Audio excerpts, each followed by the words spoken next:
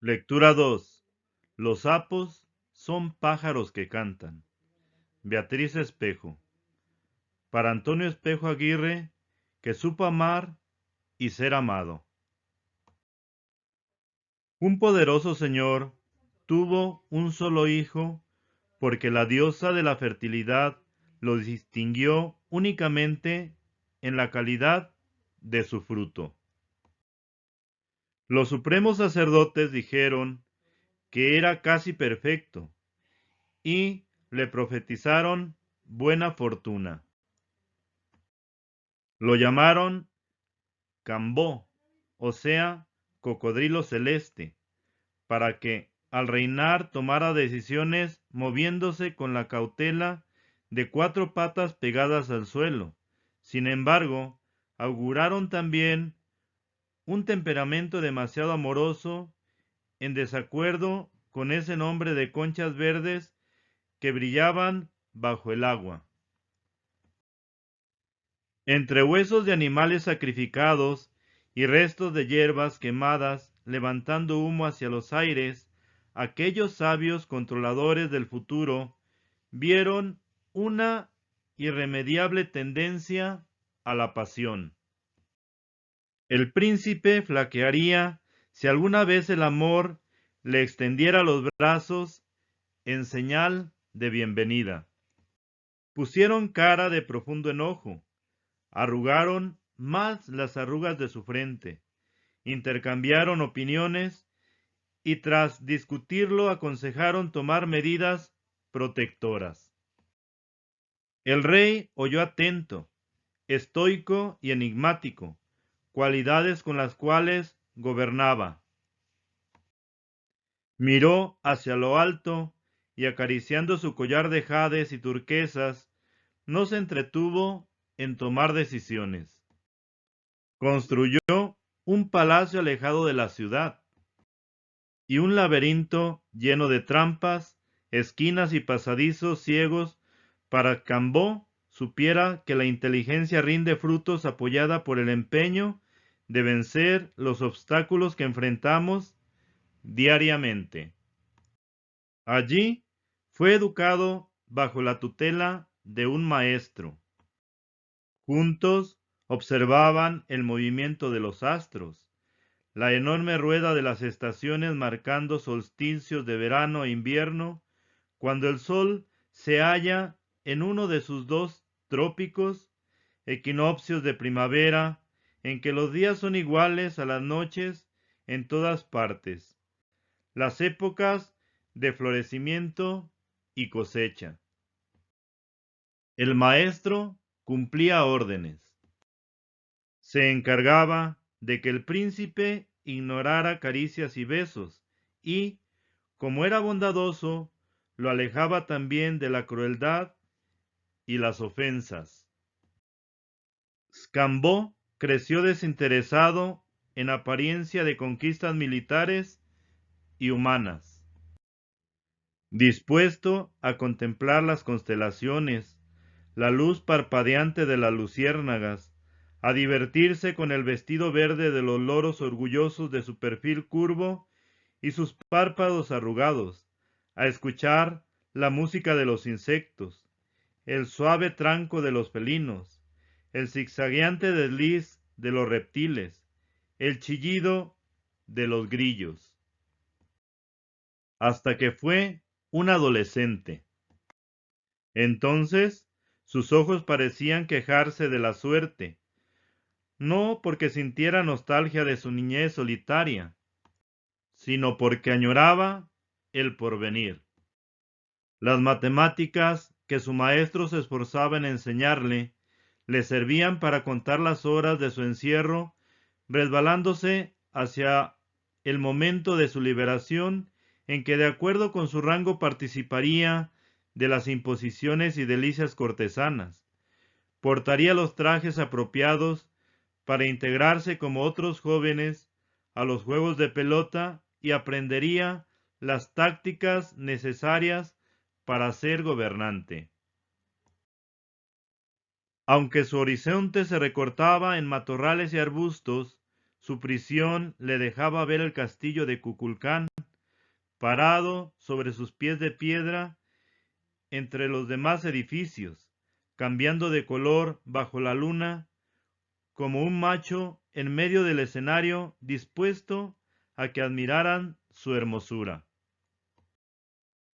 Desde otro ángulo, Scambo identificaba la cabeza redonda del observatorio astronómico, donde le hubiera gustado mejorar sus estudios, y muchas casas llenas de personas entretenidas en tareas cotidianas, pero mientras más pasaban los años, más se aburría vagando por su laberinto. Quería que los mercaderes le revelaran aventuras en países remotos. Algo le decía que atrás de la selva lo esperaba la sorpresa. Y por esos impulsos suyos apenas reprimidos, que los adivinos juzgaban tan malos, se aseguraba que en algún sendero iba a sucederle un encuentro maravilloso. Sin embargo, esa felicidad estaba tan lejana que su corazón palpitaba despacio, el desgano se apoderaba de su cuerpo y las ojeras empezaron a extenderse por sus mejillas. El maestro, que como todos los sabios sabía bien poco, no aliviaba su tristeza. Le hacía promesas que no podía cumplir y escapaba por las puertas, o le enseñaba poemas con palabras leves y profundas que se aposentaban en el alma del muchacho. Repetía que el secreto es permanecer activo, plantar maíz, chiles y frijoles, cultivar enequén, labrar surcos para darse a conocer, pero eso eran normas adecuadas a los habitantes de las casas con techos de palma. La suerte del príncipe sería principesca y consistiría en conducir un pueblo. El maestro le enseñaba entonces las estrategias que la historia testimoniaba en códices pintados por los antiguos, leyes que los legales practican, la bondad de quienes dejan recuerdos felices, los secretos de las plantas al desenvolver su corola sin que nadie lo note, y de los sapos, pájaros que cantan cubiertos de verrugas, llamando a las hembras con su sonsonete espaciado y terco. Scambo, a pesar de la paciencia que practicaba por disciplina, se ahogaba de impaciencia. A su tristeza sucedía la desesperación. Su alegría se volvía mal humor, como si lo angustiaran dolores creciéndole por dentro. Del decaimiento entraba a las ansias de correr a zancadas para tropezarse con su destino. El maestro aceptaba que sus lecciones no guiaban lo suficiente a un discípulo tan inquieto. Le regaló un perico cresta amarilla que contaba leyendas e historias. Les añadía ese algo inefable que la literatura rescata para que el mundo sea más bello y la gente sienta como si se bañara en un cenote de agua clara. Al príncipe le gustaron y le sirvieron para meditar. Y entre el perico y el maestro lo adiestraron además en el lenguaje de las aves, que habían aprendido de sus propios maestros y que entenderían cualquier niño, cualquier campesino entregado al cultivo de mameyes o zapotes, cualquiera abuela dispuesta a permanecer escuchando el susurro de las cosas. Después de unos meses, el príncipe comprendió la conversación de las lechuzas, unas señoras muertas de sueño y cargadas de vanidad que dominaban los enigmas del más allá, hablando de ciencias ocultas hasta para los curanderos y se metían en problemas de alta metafísica. Se comunicó con el murciélago, que tal vez, por sus largos encierros en las grutas, no mostraba simpatía hacia los extraños, ni se interesaba en nada fuera de sus recorridos oscuros. Disfrutó los trajines del chupamirto, moviendo sus alas con rapidez y brillos metálicos por el jardín del trópico. Admiró sus cabriolas y giros airosos. Interpretó a la golondrina, que se acomodaba en las paredes, se mudaba de pronto y jamás establecía amistades duraderas. Descifró a los cuervos parados sobre las enramadas con su cola y su nariz afilados como cuchillos de obsidiana. Y escoltó con la mirada el rumbo de los tucanes, llamados Pam, formando bandas de 12 que dejaban al volar manchas amarillas, naranjas y rojas y sueños enrollados como bolitas. Y de todas esas aves, Scambó tuvo enseñanzas importantes. Se fueron los calores que blanqueaban las fachadas de los templos y sacaban humo de la tierra. Se fueron con sus atardeceres tibios, parecidos a un regalo. Llegó la bendición de la lluvia. Los aguaceros reverdecían el campo. Llegaron el otoño y el invierno con un ligero frescor. La rueda del tiempo trajo consigo nuevamente la primavera, en que las avecillas se emparejaban y buscaban rincones para formar nidos. Los gorriones gorjeaban en lo alto de los tamarindos. Aquellos nidos y emparejamientos se acompañaron por clamores del polen fecundando plantas y los zumbidos de las abejas alrededor de sus panales. Y el amor cantó en el viento. Anduvo recorriendo chozas, cámaras de palacios, escaleras de adoratorios. Se enroscó en el tronco de un caobo.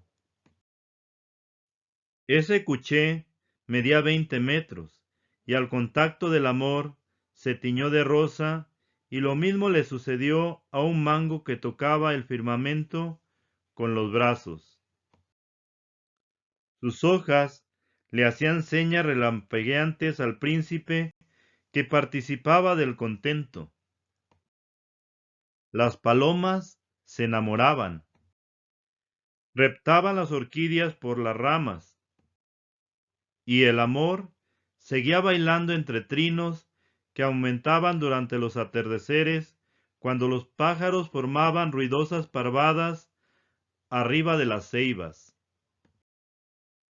Y el príncipe apreció el ritmo imparable de la vida. Escuchó decir amor a una voz que no había oído antes. Convencido de que las matemáticas y los cálculos astronómicos no le servían para enamorarse, quiso que su maestro le explicara aquel milagro, que le descubriera el escondite de su pareja. El maestro, asustado, le dijo que lo ignoraba, que esperaba los designios de su padre, pues el amor, que trae tanta alegría, también causa desventuras. Además, los príncipes se casaban por alianzas pactadas entre los gobernantes para servir a sus reinos. Pero ninguna de estas razones apaciguaron a Scambó. Sentía el amor en torno suyo y deseaba participar en su banquete. La mañana se acurrucaba bostezando en el cielo, que de oscuro se teñía de azul pálido, aun sin esas nubes que lo llenan de figuras. El príncipe había dormido mal. Puso sobre su hombro al perico, que no paraba de hablar, entró en el laberinto y se dolió de su juventud sin compañía, aunque esa misma juventud le daba fuerzas, y rompió la sumisión a la que lo habían condenado los falsos consejeros, le prestaba impulsos para enfrentarlos. Sabía de memoria las trampas y enredos del laberinto. Salió a prisa y caminó procurando no ser descubierto. Nadie se dio cuenta de su fuga. Nunca lo habían visto y no sospechaban que tuviera la valentía de abandonar su cautiverio. Como aún era muy temprano, encontró, acomodada en un tronco hueco, a una lechuza enemiga de la luminosidad y del ajetreo de los demás animales. Malhumorada, dejó que el príncipe le preguntara si sabía la manera de hallar a la princesa, que de seguro lo esperaba con los mismos deseos que él sentía. Piensa tú, le repuso, que le resuelvo problemas enamorados de mujeres que ni siquiera han visto. Soy un intelectual y mis pensamientos trepan muy alto. Mejor pregúntale a un cuervo, amigo mío. Después de vivir años dando tropezones, se ha vuelto hechicero. Hasta los coyotes lo consultan cuando tienen problemas. Lo verás cerca de aquí. Luego, a la lechuza se le erizaron las plumas, entornó sus linternas amarillas y dio por terminado el diálogo. El príncipe no tuvo más remedio que andar hacia el poniente, hasta toparse con un cuervo andrajoso y encanecido. Se había quedado tuerto y se sostenía con una pata. Fijaba envidioso su ojo sano en un pájaro azul, con dos manchas púrpuras sobre el pecho, empeñado en comer mosquitos. El príncipe se acercó con el temor que inspiraban los poderes sobrenaturales del anciano. Incluso su perico mostró una reverencia desacostumbrada. Y no lograron abrir la boca. El adivino adivinaba sus pensamientos. Ya sé que buscan a la hermosa que se unirá contigo, aunque estés recién salido del cascarón. No debiste desafiar a tu padre, porque de cualquier modo él previó ya un matrimonio conveniente. Y lo que ha de ser, será, dijo Agorero. A Scambó le pareció aquel cascarrabias demasiado conservador. Inconforme con la respuesta, se adentró en una vereda abierta en la vegetación por el misterio. El perico se había callado montado en el hombro, volteando a derecha e izquierda para prevenirlo de algún desastre.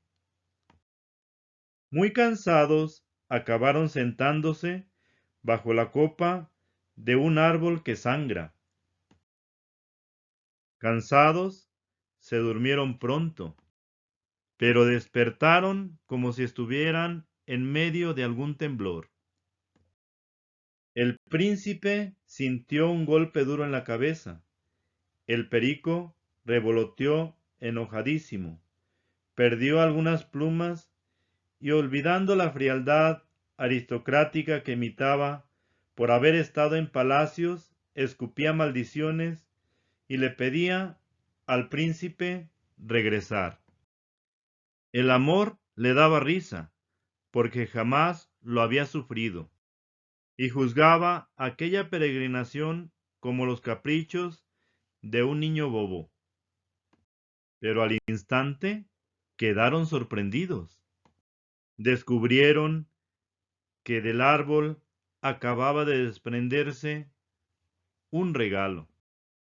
Una owl hecha con la sangre blanca del hule rodó a poca distancia. La bola refulgía diciendo que el príncipe estaba listo para adiestrarse en el juego de pelota. Y Scambó la recibió dichoso y la sostuvo entre sus manos. La noche, con su abundancia de luceros, era un espectáculo precioso, y la selva comenzaba su concierto de rugidos. Los viajeros inexpertos se creyeron rodeados por una manada de jaguares, pero los jaguares no son tan roncos. Se acercaba una tropa de monos zaraguatos avanzando en fila, apoyándose en sus manos, saltando sobre los follajes auxiliados por su larga cola, que los pequeñitos emplean para agarrarse de sus madres. Scambó y su compañero los dejaron ir. Vieron estrellas fugaces cayendo al abismo y, como no sabían qué hacer sin un guía, no abandonaron su refugio hasta que el alba filtró entre las ramas espejos que cambiaban de lugar y dos iguanas contemplaban quitadas de la pena, inflando las bolsas de su cuello. Cruzó un conejo, cruzó un faisán, un venado les indicó, moviendo su cornamenta, que lo siguieran. El príncipe apretó su bola y continuaron el recorrido hacia el asombro. La vainilla exhalaba aromas, los bejucos acompasados les abrían paso, los chicozapotes y las guanábanas se ofrecían como alimentos. Los saludaron una hilera de flores silvestres, con sus pistilos parados de puntitas y sus pétalos puntiagudos. Los cacaos dejaron sus granos como señal de que iban en dirección correcta. Los sapos entonaban su canción y las ranas saltaban convertidas en pulidas esmeraldas. Ya no tuvieron dudas. El perico se adjudicó todos los méritos y creyó que ganaría un lugar en el paraíso arreglando casamientos. Y al terminar la vereda, como si hubieran dado con el final del arco iris, deshilachando sus cintas de colores, como si hubieran hallado un tributo de joyas preciosas, encontraron a una princesa que le extendía los brazos a Scambó. Había huido del palacio y del laberinto donde lo recluyeron, porque al nacer los supremos sacerdotes pronosticaron que su temperamento amoroso no correspondía a su destino real.